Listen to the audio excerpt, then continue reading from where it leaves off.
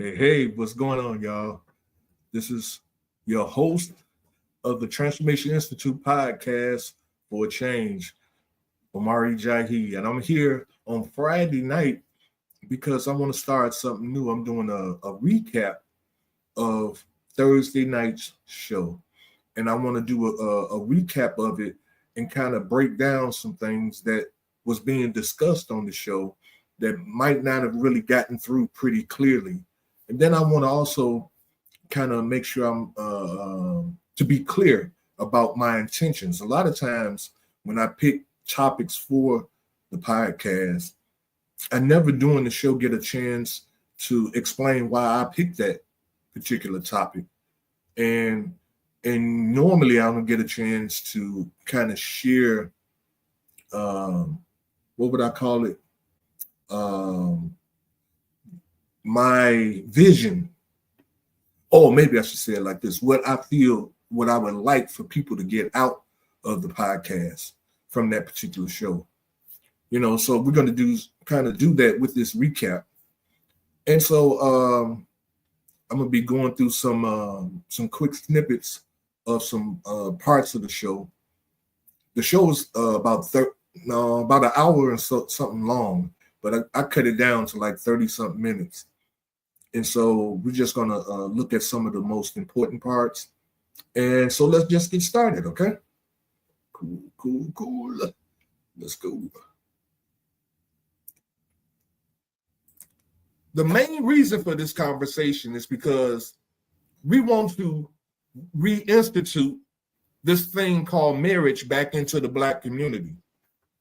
We've been shacking up and we've been kicking it and whatever you might want to call it.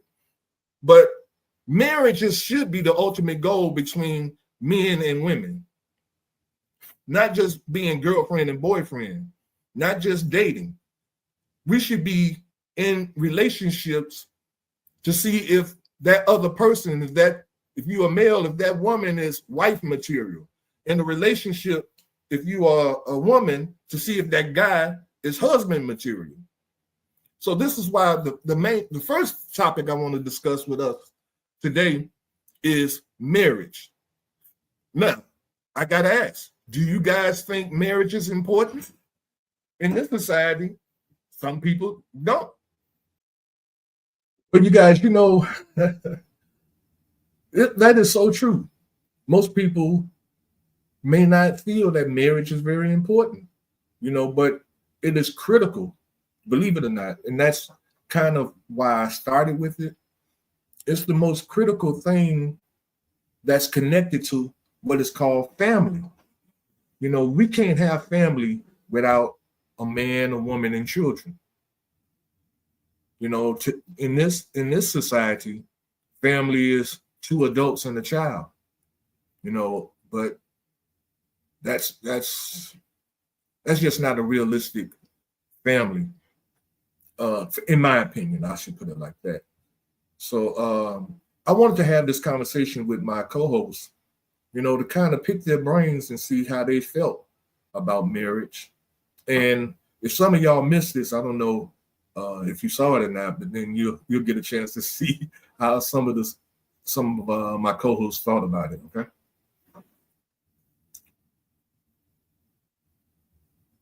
They cool with the way it is. Well, if I go right ahead, jump on if in. I could start,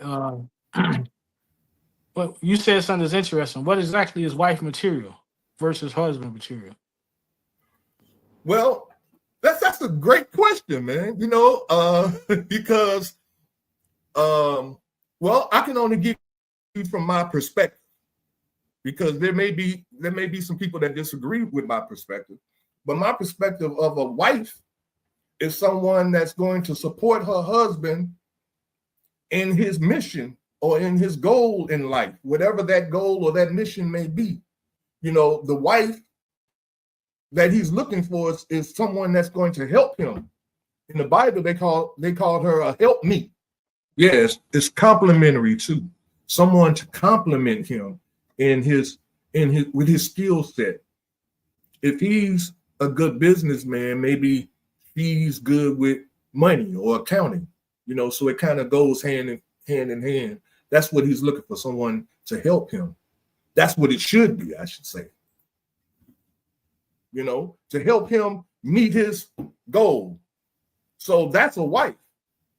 Now, as far as a husband, a husband, in my opinion, would be a man that has a vision, that has a plan, that's not just working a 9 to 5 just to buy things, get old, get married, have children, and die, but to leave legacy, something behind that's going to affect the world, change the world in a positive way, a vision. This is what women should be looking for, not a pair of pants, not a phallus, not a pretty face, but a man that's God-fearing and has vision, that's believes in doing God's will. Let me even add something else to that. And I know I watch a lot of YouTube videos, and I see a lot of these modern day women. Well, not even just the modern day women. Some of the older women, the word that I hear a lot is provider. Somebody that's going to provide for them. Now, the only problem I have with that is that the mindset of a lot of women, not all, but probably majority, a whole lot. The mindset is already at a certain level. And maybe I should say it even like this. If you have a woman that has a high school education, some college, she got her a job, she's making decent money, let's say maybe $50,000, $60,000, $75,000 a year. Decent job. She can pay her own bills and things of that nature. You know, if she wants a man, she expects, a lot of these women are looking for a 6-figure man that makes 6 figures, and a lot of unrealistic, I ain't even gonna go through the list, a lot of unrealistic things. But I should have asked this question during the podcast, but it wasn't really on topic, but I just want to say it here on the recap, that if a man, let's say he only made $30,000 a year, but he was a good man, he had a vision, he was a hustler. And when I mean by hustler, I ain't talking about a con man, somebody's conning people out of their money. I'm talking about a person that works hard, that they may not have a 9 to 5 job, but they make money. They know how to make money. But and then in making that money, they may not make nothing but $25,000, $30,000 a year. That man would not be husband material for a lot of women. They would want that man to elevate himself. This is what I believe. And if I had asked the question on the podcast, I believe these sisters would have proven what I said to be true. They would want a man to elevate himself. To be with her, he would have to get a second job or a third job, or depending upon what the woman would accept, even sell weed, sell some drugs, to compensate for his income that he didn't have in order to meet her standard of living, instead of her coming to his standard of living, which may be where they can only live in an apartment, but with her income, they can live in a house. But now, if she would meet him where he is, then they could do a lot of other things with her money.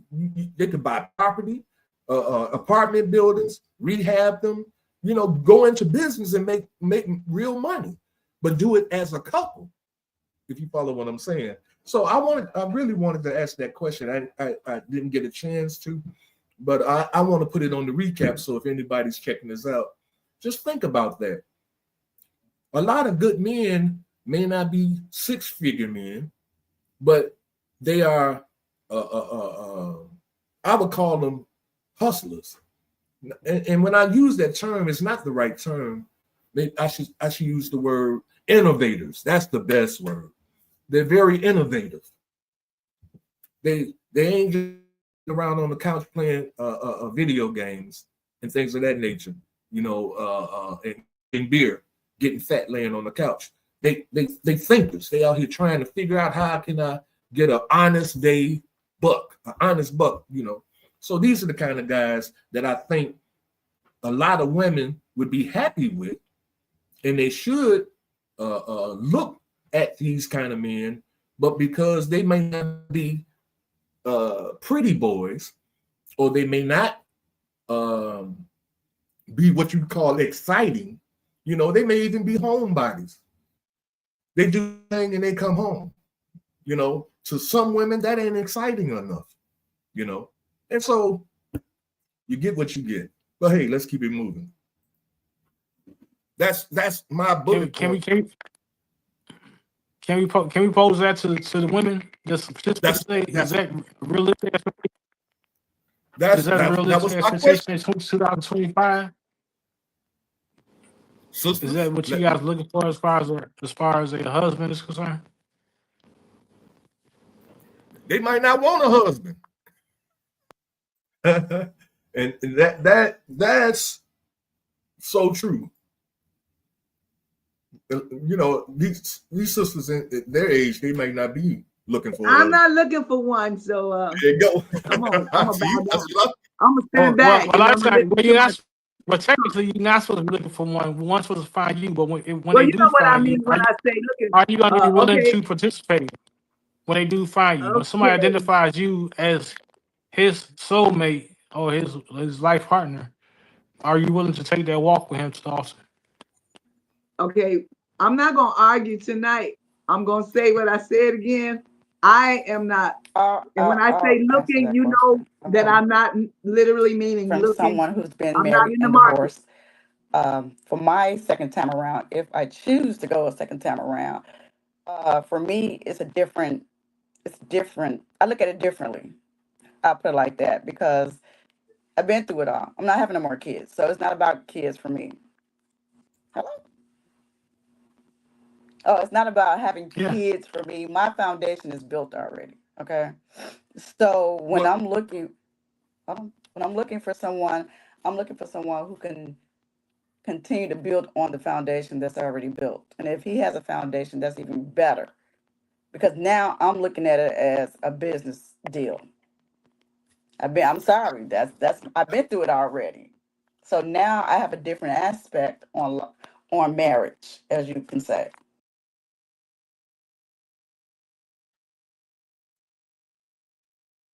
Ain't much you can say about that. And I think it is important. And just because it's not important to me at this time, I guess I got a little. This is not at anybody, but people, when we speak, like she was talking and she said the aspects of what was important to her, she did not actually say that it's important. She named some things that were important. So sometimes we may not say it correctly for other people, but the fact that right now at this stage in my life, I am not, marriage is not a thing to me. I mean, I have my reasons, but it should just be accepted that it's not for me right now. That's all. That doesn't mean that it's not important. I really think it's important. I love it. I love it that my children got married. Their mom has never been married. I'm not ashamed of it or anything. And I wish that things could have been different. There was a time that I wanted to be married. And right now, I'm just right now.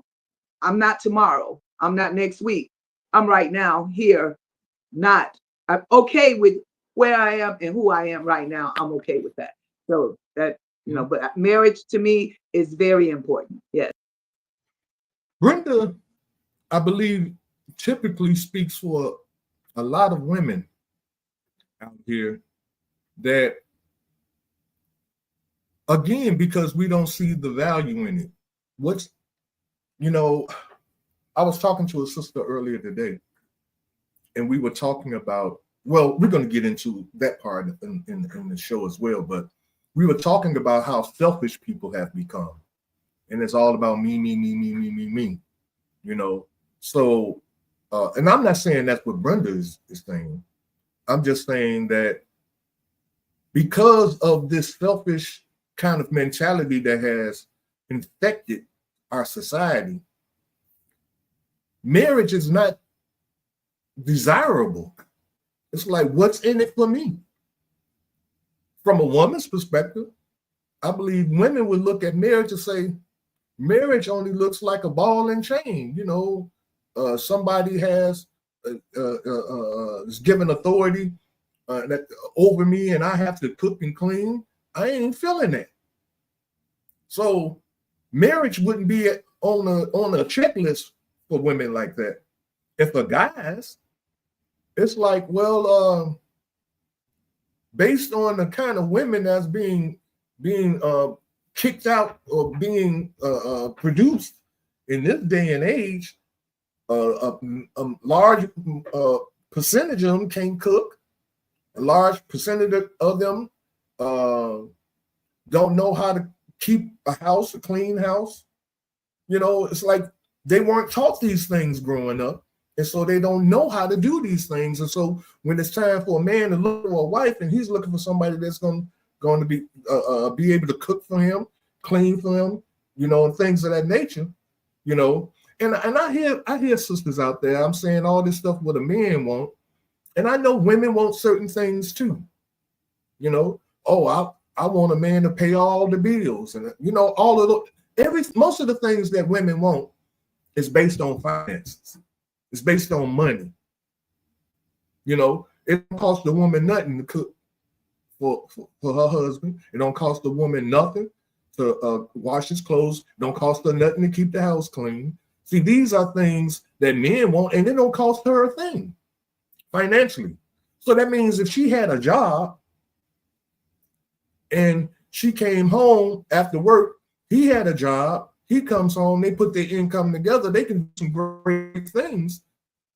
You see what I'm saying? But okay, I'm gonna get off my soapbox. Let's keep it moving.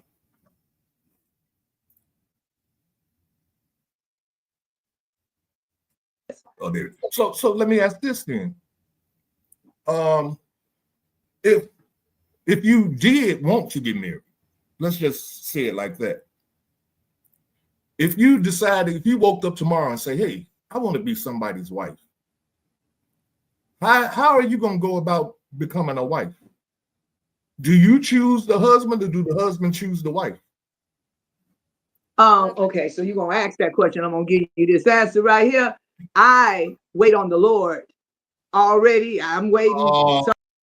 I got on Brenda in here because that wait on the Lord comment, which it may be legitimate, and I have to really look at that and think about it.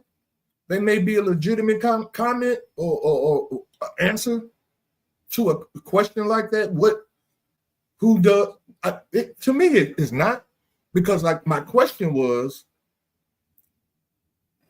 when you want to be in a marriage, who's the one that's initiating the marriage thing? Does the woman initiate it, or is the man the one that initiates marriage? That's the question that was asked. And to say I'm gonna leave it up to God, I could see that being an answer for when you're trying to find the right man. What are your methods? That would be a great answer for a question like that. I leave it up to God to show me the right man. You see, that goes with it. It just didn't, to me, it didn't go with my question. So I kind of pushed back, and she didn't appreciate that. Let's keep it moving. Come on now. Okay, that's what I'm saying. Don't nobody want to hear the real story. They want to hear the story that they got in their head. I got a story in mind. So a man can't asked choose you. A man can't asked a identify simple you as a possible. I didn't even finish. A man. I'm gonna let y'all finish my story. Go ahead, tell me. I asked a No, simple I'm just asking. question. A man can't choose you. A man can't see qualities in you and choose you to be his life partner. What did I just say? What did I say? Continue his journey. What did I say? I said I wait on the Lord. What happened? How did that say that a man can't choose me? Because that's So not how you an know the answer Lord to ain't? How you know the Lord ain't sent you that man then? that's not an I answer to know. the question, Brenda. Well, that's my answer. I'm sorry. I'm sorry. Pass me back, because that's my answer. I know what I'm talking about. Go ahead. No, we're And not. my Willie Hutch We do voice, not pass I you by. choose you. In my Oh, I Willie you can Hutch choose pass me voice, back. You I can have. choose What? to Wait a choose. minute. What you say, Kim? Uh-oh. Kim fell off. Where'd she do? No, Where'd she I'm go? here. Yo, Can't see you me? can't see Say you. it again, Tim. We I said can't my see Willie you. Hutch voice, I choose you. Oh, you Oh, so choose you the so husband? He's No, singing a you song. choose a no, husband. Willie Hutch singing that song, I choose you. So I a know man the gonna song choose you're me. talking about. But does that answer the question? Are you answering the Yeah, a question? man choose. A man gonna choose me. I'm not gonna choose him. He gonna choose me. Thank you, Kim. It's real simple. It ain't hard to answer. He gonna choose Here me. we go. Gwen on here. See, I remember one of our other shows that we had on the podcast, and we were talking about mandatory DNA testing.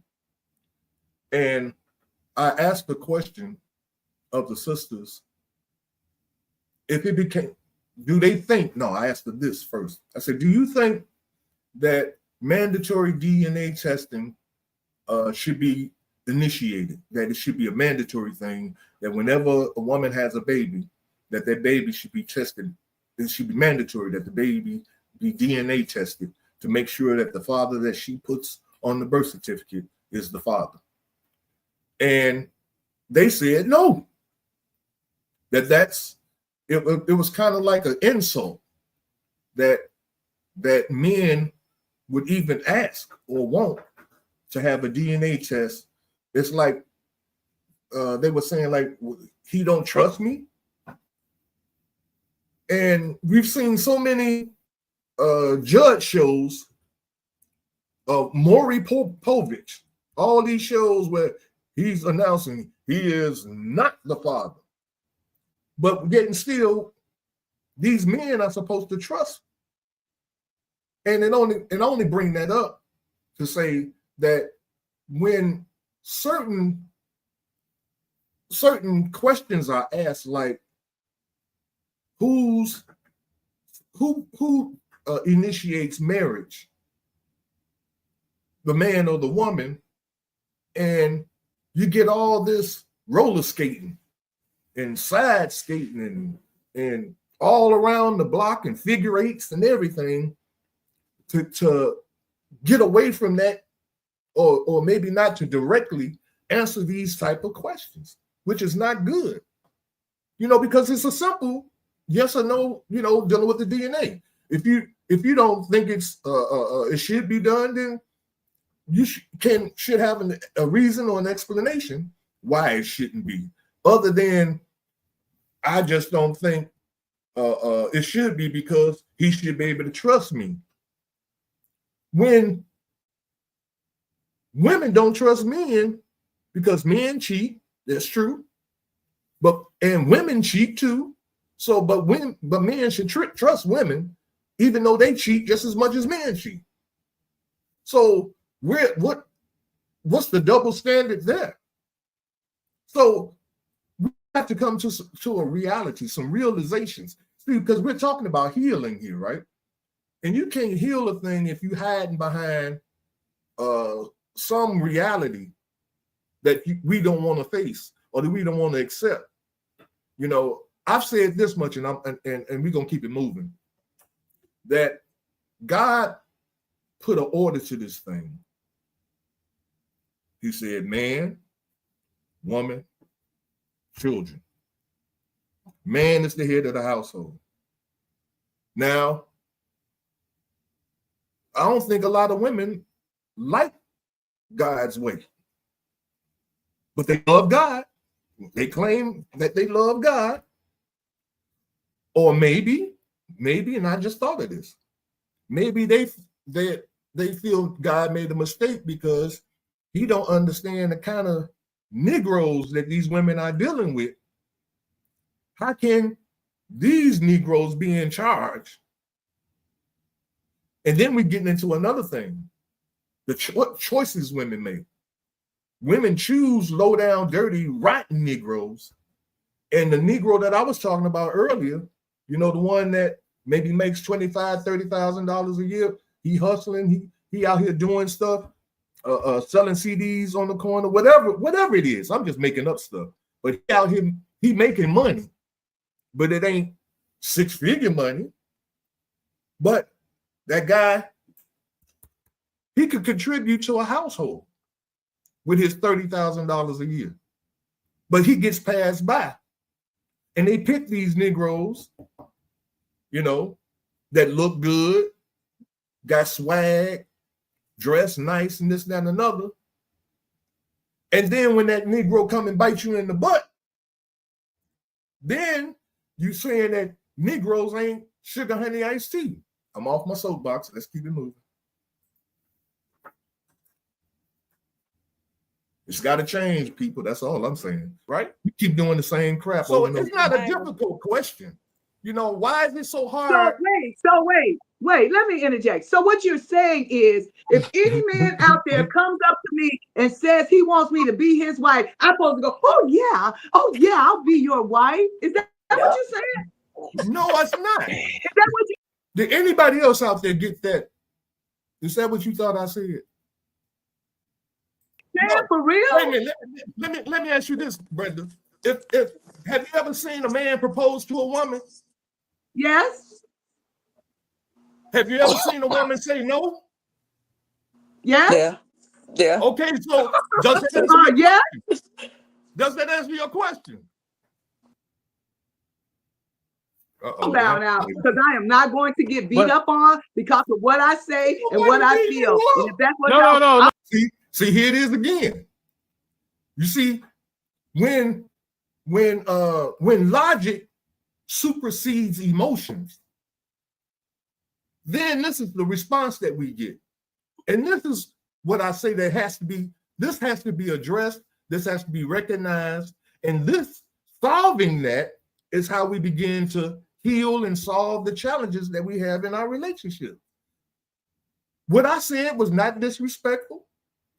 It was very simple, and it answered her question, because her question was, are you saying that if a man proposes to me, I'm supposed to just say, yeah? But she already knew the answer to that question, because if a man proposes to a woman, it's nothing in the rule book or in the law, nothing that says she has to say yes. So when I brought that to her attention and I showed her that that's not what I was saying, why do we get this response? Why? We just trying to understand. Right here, I'm gonna let you and Will have that right there. Have whatever you want, because I said what I said. Because guess what, you guys? Whether you believe it or not, I pray about everything. So let me tell you, there's been men in my life that talked a good game, and they were not husband material to me. So no, if he asked me, and I would say no to a man who asked me, because if you don't see something in there that God has put in there, what would I say yes to? So I can have. How many people get divorced every year? How many people are married and not even in a great marriage? They just doing something. What is that? What y'all saying? Just if a man asks me, just say yes. No. I think we all in agreement. I think we all in agreement that the Bible is the foundation, right? And when the man proposes, nobody said that. Nobody said that. I heard the Bible mentioned. I heard the Bible mentioned a couple of times in the conversation. Nobody said a couple that the of times. Bible was the foundation. I heard some of the women say the Bible, and so it's kind of like underwritten that. Let me say this, guys. Sorry, Darlene. Here we go. Here we go. No. Here we go. No. Here we go. Listen, I'm ready for the fight. Here we go. Listen. All right. Now, don't get me wrong. I love Brenda is my girl, and she's on the podcast because she expresses what she thinks and what she feels. She don't give a damn about what nobody else says or anything. And sometimes that causes her not to hear what's being said because she's already interpreted or is under some assumption as to what somebody's doing or saying, that she's already under the assumption that she was being attacked. And so that anything I say now from that point on, it's being measured with the measuring stick of offense and attack. You know, this is what it's the thing. We were talking about communication. If my woman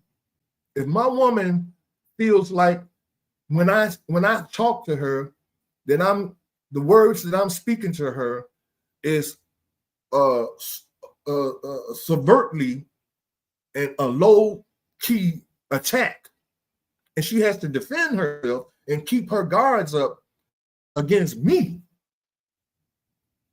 then we can see where all these other challenges are coming in our lives and in our relationships. We have to be able to communicate better than this. We have to be able to trust that the person that's talking to you or sharing things with you is not trying to attack you or beat you up in some way or another, in order for us to be able to get into an intelligent and healing communication. That's what I want for us. Okay. My question was just that, a question. It wasn't a demand. It was a question. I gave an answer, and then I got a whole lot of flack back. I gave an answer. My answer was just an answer. But can I say one thing, the topic part? Brenda, I hear everything you say. Some people stay just to stay, and it's not happy. It's not a good example. I understand as far as that, to want something, but I thought the topic was healing. And so things may not turn out, or things that we seen, but the process, like, where do we start? And it may not be us. It may not be us. It may be another generation, but the healing of it. We do need to heal from all the disappointments and letdowns and the thought that we may have had in our mind that didn't work or is not working. We need to heal from it. And where do we start with the healing process? And I do agree when you said this part about you waiting on God. Yeah, so if anybody come along and you ain't feeling, you're supposed to say no. You're supposed to know your worth. Say no. That, I think self is first. We got to do self first. Okay. So now she made a great point. The challenge with a lot of this is that we talk about what needs to happen. She's mentioned healing. That's what this conversation is about, healing our male and female relationship issues, healing them. But we don't know how. We don't know how. If we did, we would do it. Nobody's asking how, because nobody believes nobody knows how. Is that a problem?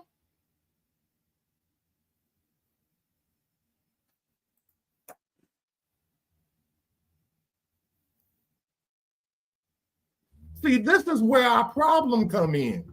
We don't communicate very well. We don't have understanding one with another. You know, I was only asking that question because, like you said, Darlene, it's about healing. But how can you heal when you don't know how things are supposed to be? There's an order to this thing called marriage. There's an order to it. God ordained it and put an order to it. You see what I'm saying? And if the fact that it's out of order, then in order to heal and put things back in order, we have to know the proper order that it's supposed to go in order for it to work. See, and that was a point I was trying to make. Again, I'm trying to get back to a formula or a recipe for the success relationships. There's a formula for everything, which means there's an order, there's a process by which things operate. We have gone away from that order and that process. So in order for us, and we can recognize that we've gone away from that order and that process, but nobody's backtracking, or maybe I shouldn't say nobody because I can speak for everybody, but it doesn't appear that there's anyone that's retracing their steps. You know, like if you lose your keys and you go about retracing your steps to find them, like if we lost our way, we should be able to retrace our steps based on what are the things or the moves that we made in our lives and the choices that we made to wind up where we are today. What were those choices and decisions that we made? Like we retrace our steps to find our lost keys, we can retrace our actions and our decisions to discover, oh, it's right here where I messed. When I chose this good-looking dude over this guy right here who was who cut my grass every week and has a snow what's that called, a snow removal business, and I pay him to come and remove my snow in the wintertime. And that guy, he got other clients that he go and do the same thing to. Nice guy, respectful guy. I don't even look at him. I'm looking at this Negro over here. You see what I'm saying? Because he a nice looking dude. He tall, dark, handsome, all that good stuff. He got smooth conversation and everything, you know. I'm looking at him and I'm missing out on the dude right here cutting my grass and removing my snow and everything that has shown interest in me. But I'm looking at him like, nope, don't think so. This is the thing I'm talking about. Let's keep it going, y'all. This world is butt backwards, upside down. Yes, I agree. Yes. You know, and so that's why I asked the question. So if you're looking for a husband, and well, I'll just say it like this. If you're looking for a husband and a guy, let's say you meet a guy at the grocery store. I'm just making up some stuff. Let's say you meet a guy at the grocery store and you embark in a conversation. Nice looking guy, whether he's a nice looking guy or not a nice looking guy, but something about him and how he carries himself and things of that nature got your attention. You guys go on a couple of dates, you find out that, hey, you know, this guy, he has a nice head on his shoulder, this, that, and another, you know. You go on a couple of more dates. You bring him to meet your people. You know, after a year or so, he gets on one knee with a ring. Or maybe the way of the world is we just shack up. You see what I'm saying? We go live together. We have illegitimate babies. That's because that's what they are, illegitimate babies, you know, and that's the way the world goes now. I mean, that's the way everything is. We can just shack up, have kids, and play marriage. That's what it is. We playing like we married. But we don't want the responsibility of marriage, because when you get married under God, it says to death do you part. And it gets into all that other stuff about sickness and health and all that stuff. We can't do that. We have to put this thing back in order for us to heal as a people. The man chooses who the wife is going to be. Now, the wife can reject and say, no, I don't want to be your wife. And the man got to move on. But if she accepts, then that's the other part of the conversation that we need to have. If a woman accepts to be a man's wife, what does that entail? What do you all think? I think Will said it earlier. It's an arrangement, like a business arrangement. What role do the man play in that arrangement, and what roles do the women play in that arrangement? Because those roles is what we have problems with. Now, God already set out what the roles were. Some of us don't like how God put it together. And here we are. You know, there are roles that each and every one of us play in these relationships. But we want to pick and choose the role that we want. God has already given us a role. We don't like the role he gave us. Now, I want you to understand something. Everybody has free will. We have free will to do what we want when we want to do it. Well, in this society, of course, you can't do anything because you can't run up and down the street naked. You know, police will lock you up. But roughly, you have the free will to do what you want. God gave us that free will. Now, that means you have a choice. You can choose, like we were talking about earlier. Brenda said, if a man proposed to her and she ain't ready to get married, she can say no. That's her choice. You know? We have to understand that choices have consequences connected to them. There are consequences connected to the decisions that we make. And that's the thing we need to take into consideration. Let's keep it moving. You know, I just want to read what Shirley said. It feels like we've forgotten how to be kind to one another. It's hard to get to marriage when folks aren't even smiling. How do we get back to being nicer?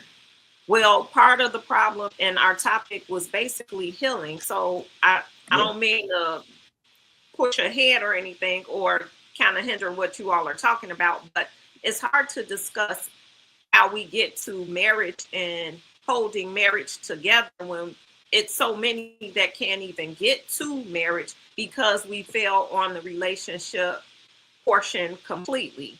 At this point, we need to start talking about communication because clearly communication is key. Just on this podcast, we've been in 25 minutes and at least 15 of them were going back and forth because we weren't understanding one another or someone felt like no one understood them. So communication is going to be a big problem that we have to deal with. That's going to be one of the first and foremost things we need to address. Earlier, you sent us something to kind of look at, and I looked at it, and I feel like if we would have touched some of those things, then we could have dived into marriage, and once we're there, keeping it alive and keeping it healthy. But we can't think about marriage if we can't think about how to deal with one another. And this may not even be, the first step may not be relationships between men and women in a sexual nature. And by that, I mean, looking at relationships. We may have to start with relationships just as far as human beings.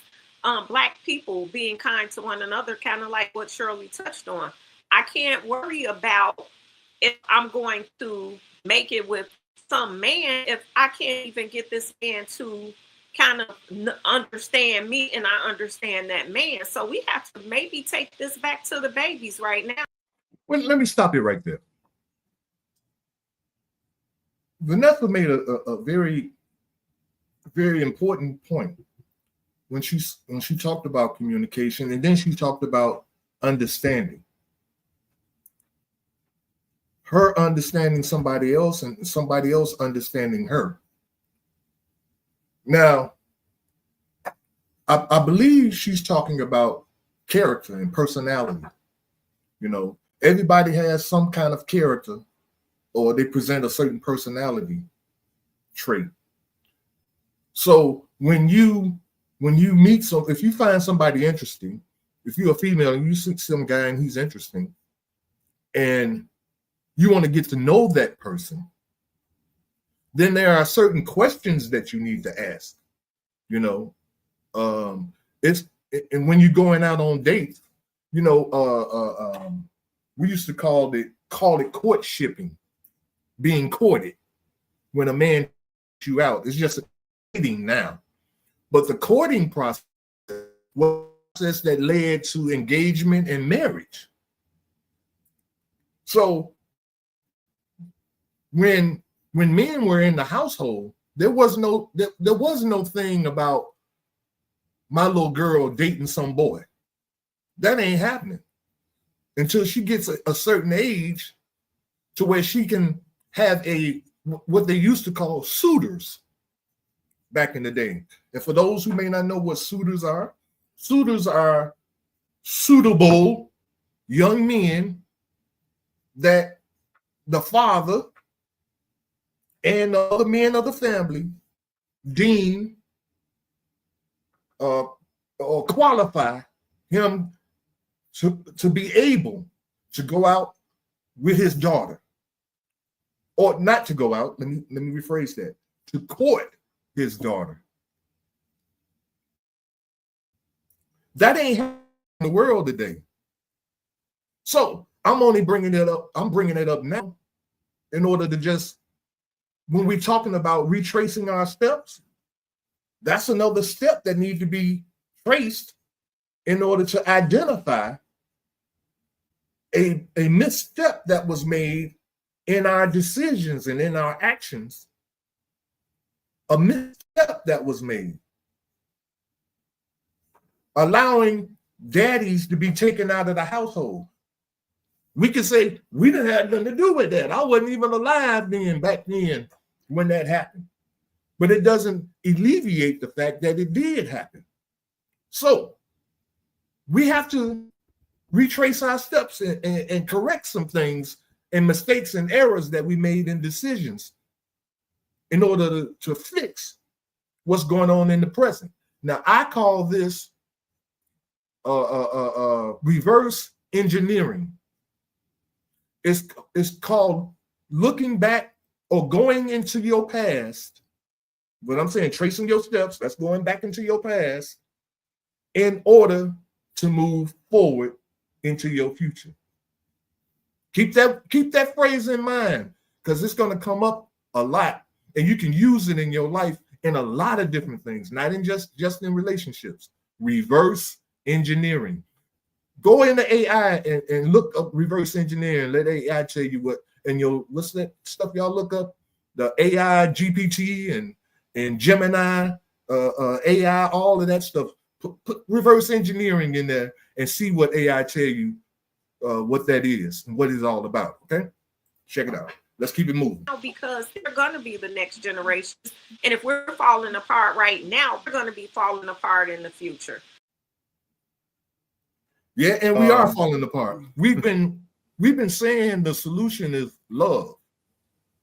You know, usually when we have these kind of conversations, or when these kind of conversations are had, the solution that everybody wants to come with, we just got to love one another, and we just got to get along, and love is the key. Now, I'm not saying I disagree with that, but like you just kind of pointed out, you know, how can we love one another when we don't even respect one another? I think respect is a real big thing, or a key point on this thing called relationships, or working things out among one another. How can we love one another if we don't trust one another, if we don't respect one another? Now, Maybe we need to we gotta talk be about. careful with that too, brother. Si. We What gotta do you be careful mean? with the word respect because there's a social media term going around, social media posts going around about men how we want respect more than we want love, and that's not true either.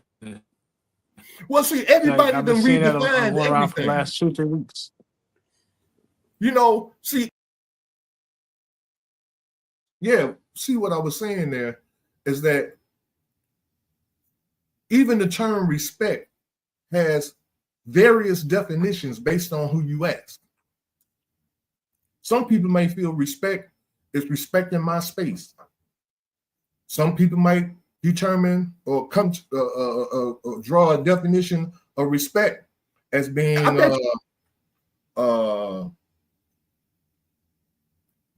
respecting me as a man, respect me as a woman, respect the fact that I'm a grown man, you know.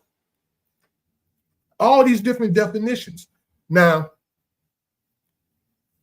I don't know if you all gonna be able to hear this. I have Alexa, and I'm gonna ask Alexa, give me the definition of respect. As a noun, respect is usually defined as a particular, detail, or point, usually preceded by in.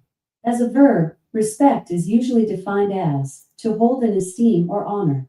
For more, ask me to give you more definitions for respect.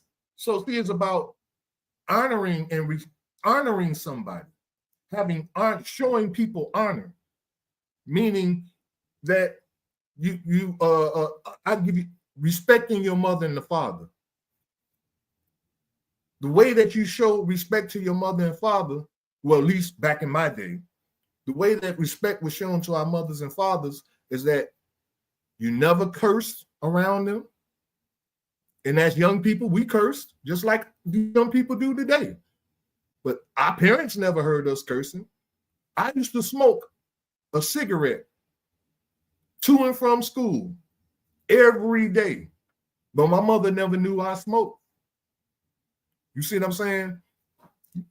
Nowadays, boy, these kids ain't afraid to smoke in front of their parents because the parents allow this kind of stuff, you know, cursing and all of those things. So if we can just go back to the old school definitions of things and implement them, not just look it up and just say, oh, okay, that's what it is. No, implement it. Start telling your children, no, you're being disrespectful. This is what respect is. Teaching them what respect is. The real definition, not their own definition. The scripture say, lean not to thy own understanding, right? Let's keep it moving. If we went, everyone on this podcast, if we all gave our definition of respect, it wouldn't be the same. Everybody would have their own understanding and definition of respect, and that's what the world has come to. That's why you can see everybody redefining everything. You know, respect is being mindful of my space. You know, see, it's very personal. My space. If we grew up in a household with a single parent, then growing up, did we ever see what love looked like between a man and a woman? If there was only a woman there. Now, I'm not saying you didn't know what love was. I'm saying the love between a man and a woman. How do a man and a woman respect one another? What does it look like to have a man and a woman that trust one another? What does that look like? You know, and if we didn't grow up in that, then how can we then teach our children what it is when we don't know? That's an excellent question. So this is why, again, reverse engineering has to be applied, which means we have to retrace our steps. We got to go back into the past and find out what respect looked like between a man and a woman. What did love look like between a man and a woman? What was the method of trusting one another? What did that look like? How did they communicate one with another? We got to go there in order to what? Move forward in a positive direction into the future. That's all that's being said here. Well, wouldn't it be self first? If you teach your child self-love, then it'd be easy to love someone else. Well, let's look at that. Let's really look at that. If self-love is the answer, then we should be almost on our way, because self-love is selfish. Oh, here we go. Now, they all disagree with me. Well, I can't say all. I believe the majority disagree with that statement, that self-love is selfishness. Now, check this out. Here's your definition of self-love. Oh, wow, you can't hardly see it. Hold on, let me fix that. There we go. Y'all can see it now. All right. Here it is. It says self-love defined as love of self. I mean, that don't even sound God-like. Love of self. I mean, my understanding, God said, love one another it's love one another as Jesus loved the church. Then he says, love thy neighbor as thyself. But this says love of self. Or it says, so that's self-love, defined as love of self or regard for one's own happiness. That means regard for your own happiness. It's not about nobody else, just your happiness or your advantage. This is self-love. But we've been taught, or we've been made to believe that this concept of self-love is a healing process. It's a process that you apply to yourself in order to heal yourself from the pain and the suffering that you may have occurred throughout your life and things of that nature that has boiled up to a point to where you have low self-esteem and this, that, and another. So self-love is the thing that we are being told that needs to be implemented now in order for us to feel better about ourselves. And then it says it has been conceptualized both as a basic human necessity. Saying like, now this is a human necessity now. Says it's a concept that this is a human necessity to love yourself, to regard your own happiness and your own advantage. It's a human necessity and as a moral flaw. Now, morals is something that we really need to look into, but it's saying that this thing called self-love is a moral flaw akin to, that means it's related to, self-love is related to vanity, dealing with self, and selfishness. So now, you tell me, if that's the definition of self-love, what definition did everybody else get or have that makes them think that what I said about self-love being selfish was untrue? Why do they not know what we just read? Why is that? Let's keep it going. Let's find out.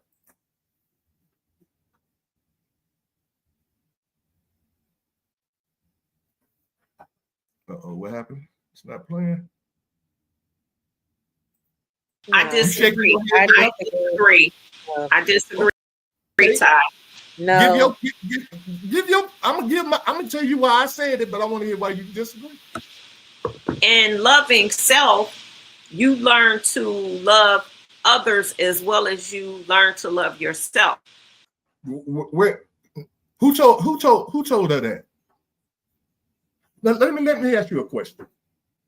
If you are a hurt person, you've been abused, you've been misused, you've been psychologically messed up, people have played psychological and emotional games on you and things of that nature, you have low self-esteem and things of that nature. When somebody tells you the solution to all that, the way to feel better is to love yourself, is that hurt person that starts to love on themselves and think about their own happiness and think about their own advantage going to be thinking about people's happiness, thinking about other people's, helping other people, putting other people in an advantage state? Are they going to be thinking that? Realistically, are they going to be thinking that? No. But we are taught, well, I ain't even going to say taught, programmed. We are programmed to think like this, to defend this self-love concept. And we've been taught how to defend it against the truth. Let's keep it going.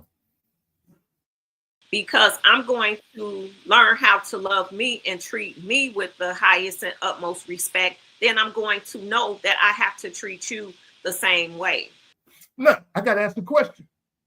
I can't. How is it that you don't know that the only way you can know how to treat me is that you got to treat yourself first? Now, if let's just say hypothetical. Let's say, okay, you treat yourself first.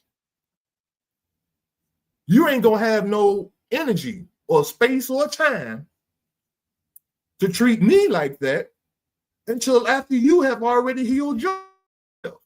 If you never heal from the process, when do I come in or somebody else? When do another person come in if you working on yourself for the rest of your life with self-love?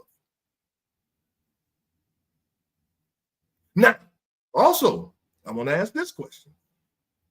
If what Vanessa just said is really a reality, then why isn't the love, well, we can't, because I guess from Vanessa's point of view, people have not initiated self-love. But based on the selfishness of this world and this definition saying that it's akin to vanity and selfishness, I think self-love has been flowing abundantly in our society. And we've been brainwashed and manipulated into promoting it and pushing it on people, including ourselves. It's not good for us, people. You all kind of touched on it. Well, it's going around social media. You better quit listening to what's going around social media, because what I see on social media is a bunch of idiots who are hurt and broken, and they tend to put hurt and broken information out there, hoping that they're going to find other hurt and broken people to latch on to them. And now we got a bunch of hurt and broken people trending. So that's what you're seeing the most of. You aren't seeing a lot of people pushing love and pushing relationships because it's not trending, because half of the people out here aren't moving in that direction. They aren't dealing with that. And sometimes you're hurt and you don't care about doing better, because sometimes hurt people think, I'm fine. It's nothing wrong with me. And if you're around hurt people and you aren't calling them out on stuff, then sometimes they continue those patterns. And if you continue to be in the midst of them, what happens? Usually you start getting all of this negative energy around you and on you, that you start soaking it in somewhat and you start moving like them. It's kind of like when, I think I said it before, when I say my mom used to be like, if you're arguing with a-hole, then how do they know which one is which? Because at some point you look as stupid as they look. Amen. I agree with what Vanessa said 100%. And I just want to kind of add on to that.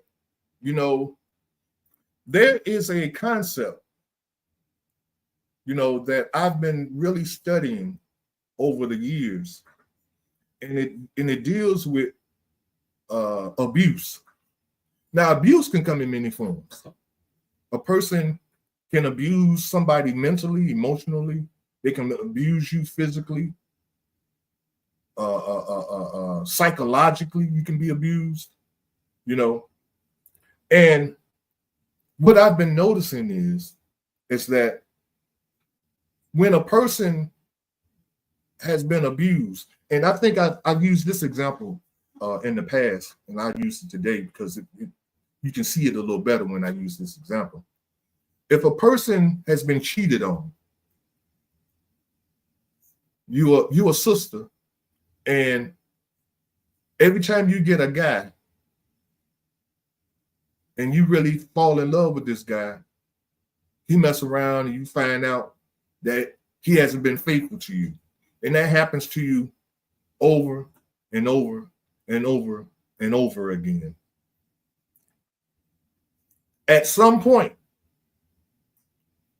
you are going to get fed up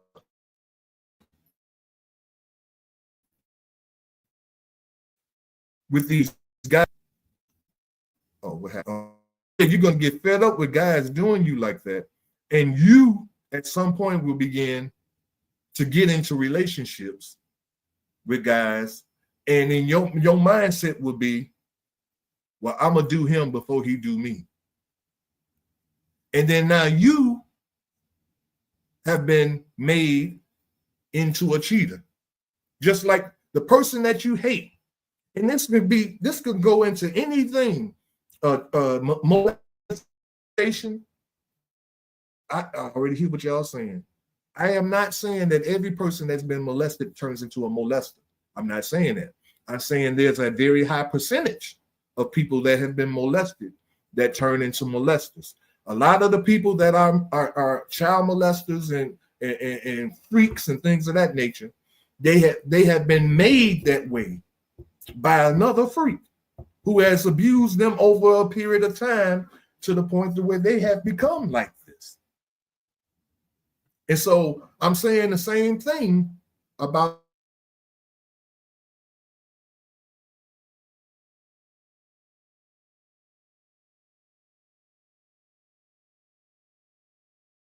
to the main thing that they hate the most. Let's keep it moving.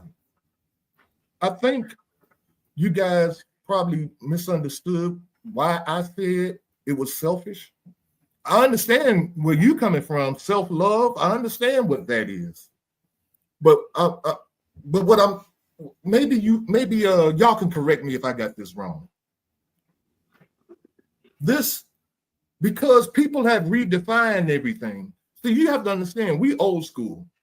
We know what self-love is and what it means to love yourself. But in this day and time and in this generation, self-love is me.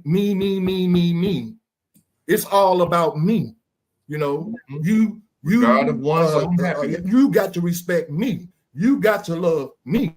You got to make sure, make me happy, make me feel safe, make me the focus of your attention. It's all about me. That's what this self-love thing is perpetuating in our lives and in our families and in our communities. That if I ain't got no I got 2 kids and I ain't got no way to feed my kids, you got to help me. You're supposed to help me. You see what I'm saying? This is the selfishness that I'm talking about. And people are redefining that as self-love, loving yourself. Yeah, that's crazy. I have a question. How do we know? So if you don't know how to love yourself, or how would you know how to love somebody else? It starts with you. So of course I have self-love because I'm loving myself. I'm teaching you how to love me as I'm trying to learn how to love you as well. How does that work, y'all? Somebody help me out with that. I see it's 2 people watching this. If you can, in the comment section, tell me how loving yourself, if me loving myself is teaching you how to love yourself. How does that work out? If y'all can help me to understand it, please do. because I mean, you learn from acting, or I don't know if I'm getting it right, but yeah, I'm just saying no. that's what I'm like. So self-love is necessary in anything, because if I'm loving me, I'm learning I'm teaching you how to love me, and I'm learning how to love you as well, because I know how to love, because I know how to love me. Okay. If I don't like you, let's just get this straight. If I don't like you and you are practicing self-love, you practicing self-love for yourself is not going to change me. All of a sudden, I'm going to be converted, and now I'm going to be loving all on you. No, I still ain't going to like you. So that concept doesn't work. Self-love doesn't work like that. Loving me helps you. No, I'm going to tell you how it works. When you love on somebody else, and when I say love, I ain't talking about hugging and affection and all of that. I'm talking about when you help somebody else. When you're going through things in your life, the way to fix you is to help somebody else or fix somebody else who's having a similar problem or some kind of problem of their own. If they're having some challenge and you're helping people, as you go about helping somebody else with their challenge, you're being helped as well. That's how the concept works, not reversed, where it's all about you and then that's going to help that other person. No, that's not how that works. Just so you know, let's keep it going. It makes sense. Well, I totally disagree with that, because I feel that when you say you acting, but some of us been programmed. So we act what we saw. So I may know how to love other people, but then I did not know how to love myself. So this journey just started. So yeah, I love that person. I could love that person, but it's not just the acting part. It's actually knowing your worth. Me able to, nobody can really tell me what I need or what I want or my desire if I don't know myself. So to me, when she said, I'm talking to Nessa, when she mentioned needing a couple of sessions, or yeah, we all can use some sessions. Yeah, because the world will assume that if you got kids and you in the marriage that you already knew what self-love was. And no, that's not necessarily the truth. In a family, to a parent, the father and the mother in a home, do you really think that every kid learns love from that? There's some homes, two-parent households, where some kids come out terrible. They saw their mom and dad terribly together. They didn't learn love there. So the bottom line is there's some mothers loving on their kids, teaching them, and dealing with fathers, absentee fathers, and dealing with absentee fathers and trying to, their kids are learning love from that single parent. So I believe that. Oh, but see, Brenda, I agree with you. But the question, the comment that I was making was being able to see a man and a woman loving one another is how we realize and recognize and are taught as a man how to love a woman, because I watched my daddy love on my mama, or a mother, a little girl watches how her mother loves on her daddy. That's how we learn how to love the opposite sex. When a little girl grows up and wants to have a boyfriend, or wants to even get a husband, she's looking for somebody like her daddy, and vice versa. The boy is she should be looking for somebody like her daddy. But if daddy was never in the home, then she running blind. She just running off of her own emotions and instincts. Oh, he look fine, so that must mean he a good guy because he looks nice. Oh, he got muscles. Oh, he on the football team. Oh, he's popular in school. So these are the things that our little girls are using as criteria when they're looking for boyfriends. This is why you need men in the house when you got little girls to be able to say, hell no,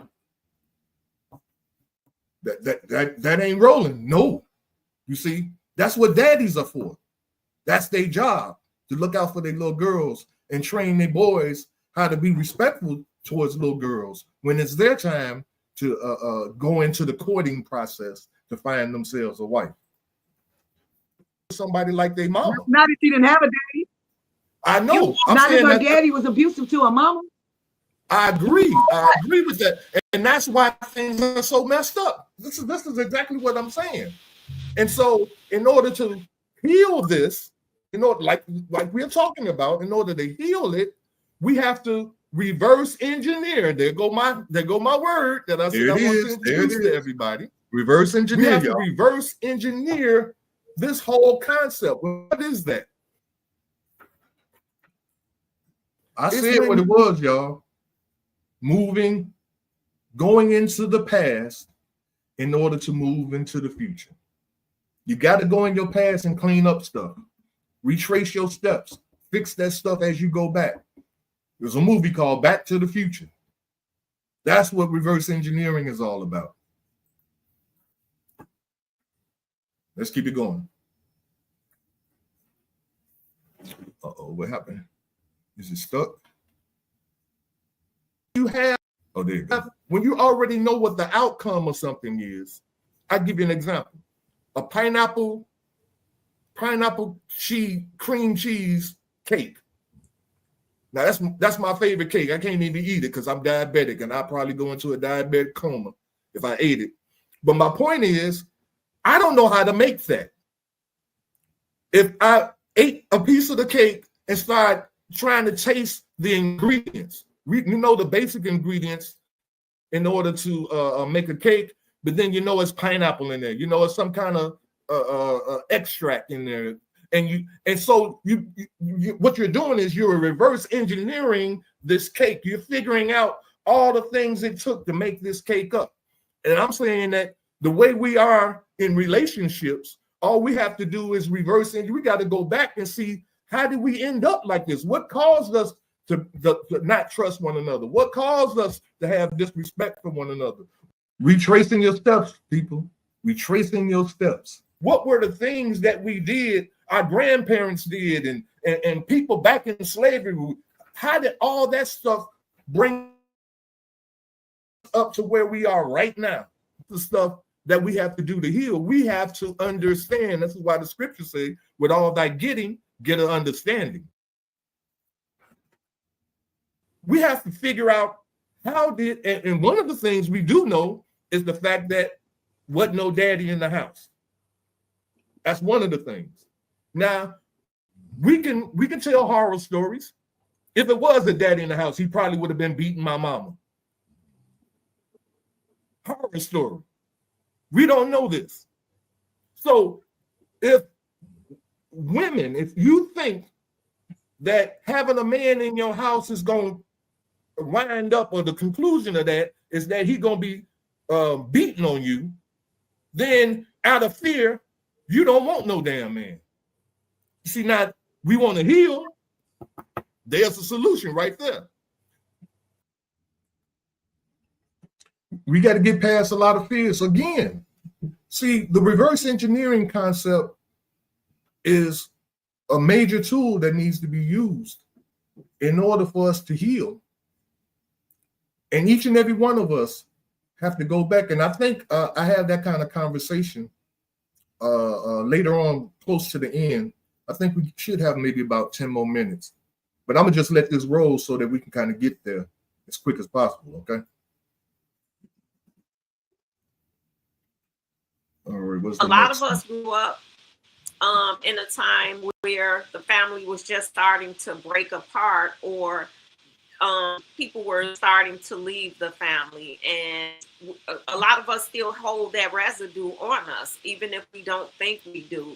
So sometimes, like Carl just said, we have to be reprogrammed. And again, because for some adults, they're too far gone, and a lot of times people don't know, okay, I'm this messed up, so I need. the concept of reprogramming comes up. Who's doing the reprogramming, and who's going to allow somebody else to reprogram them? So we can say these things as solutions. We say this is a solution to the problem. We need to be reprogrammed. And then we just leave it right there. But now, are we sincere about being reprogrammed? Or are we just saying something just to be saying something, to say something about the subject that we're talking about? Oh, yes, we just got to pray on it. Oh, yeah, we just need to be reprogrammed. Oh, yes, we just need to put it in God's hands. You know, just saying little things. But in order to be able to say, I contributed to the solution, or I said something that contributes to the solution, I really don't know what the hell to do. And if somebody do know what to do, say something so I can, I'll listen, you know. But we don't want, well, I ain't gonna say we don't want to. We're not listening, we're contributing. And then our contributions that we do contribute aren't real contributions, because there's no action to the contribution. There's nothing, there's no forward motion. We talked about, what was the thing? I said I was going to let it play. I'm sorry, I'm going to do that this time. I'm going to stop talking after this. But we were talking about therapy, getting therapy. That's easier said than done. Some people go get therapy for a month or two or whatever, as long as the insurance pay for it. And then when they say they ain't going to pay for it no more, it's over. And we're done with it, right? It may help us at some point. It may not.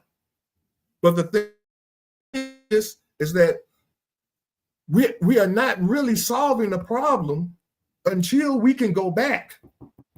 And like I say, retrace our steps.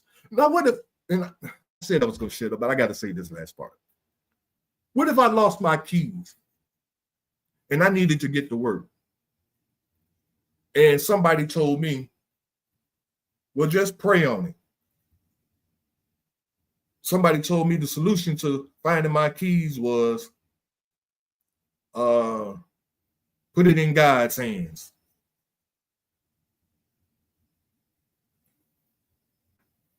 That's a solution that people can give me, but is that going to solve my problem? No, it's not. And that's my point. We got to actually have some action that we can talk about that's actionable, something that can be done by us, not that we got to rely on anybody else. See, I don't need nobody else to go back in my mind into my past and remember the things that I've done in my past. I don't need no psychologist. I don't need no doctor to do that. I can go in my own mind and make that happen for free. Don't have to pay nobody and don't need nobody. I can do it myself. I'm gonna shut up. Let it roll. Help. And sometimes if you point it out to them, you have to be ready. You have to be ready to receive healing in order to heal. You have to say, it's just like if you're an alcoholic and you start going to AA meetings, you have to admit there's a problem and I am part of this problem. I ain't gonna say nothing. I'm gonna just let it go. I used to, I had an addiction at some point, and I could not overcome that addiction until I discovered what caused me to start the addiction. I don't know if that makes sense or not, but when I looked at it, I didn't go into counseling or anything, but when I looked at myself, I saw that my problem was that I wasn't the kind of man that I felt that I should be. I was in a relationship. I was married, and I didn't have no job, and I wasn't supporting the household like I knew a man should.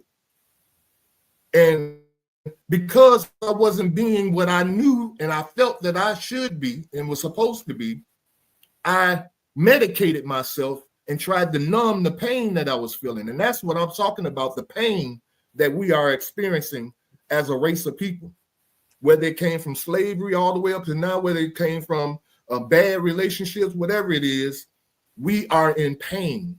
And the way that we are dealing with the pain is a numbing kind of thing, you know, where we're trying to medicate ourselves, whether it's through food, whether it's through sex, whether it's through power, you know,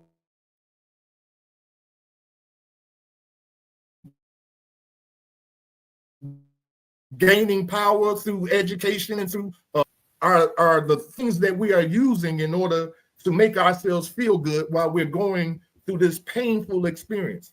And I really do believe that we have to figure out where our individual pain is. I don't know how we're going to do that. You said the same thing, Vanessa. You know, we have to figure that out. Okay, I'm going to end it right here, y'all. But reverse engineering, that's it, man. You got to go back in order to move forward. We have to go back. I'm gonna put that on the t-shirt. I'm gonna give me a t-shirt, babe. We have to go back in order to move forward. Reverse engineering. Well, you guys, I hope the one person that was watching got something out of this. There was a couple of people on here for a minute, but I hope you got something out of that. And until next Thursday, when we our show is going to be on emotional intelligence. We're going to be discussing emotional intelligence and